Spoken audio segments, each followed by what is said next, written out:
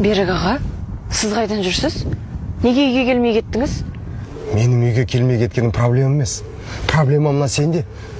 Басың неғып жалаңдатып жүрсің дейм саған. Мектепке орамалмен кіргізбейді аға. Кім кіргізбейтін? Тағасың ана орамалыңды.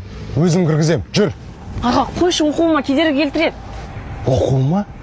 Сенің болашағыңнан мектеп емес, Ақнұр.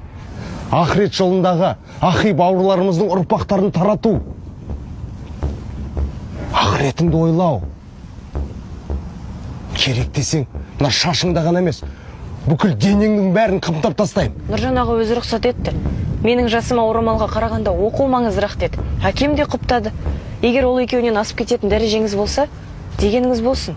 Ақнұр, есімде болсын, ана өмірге барған кезде Алланың алдында адамның жасының дәрежесімен емес, Алла жолында құрбан еткен дәрежеңмен сұраласың.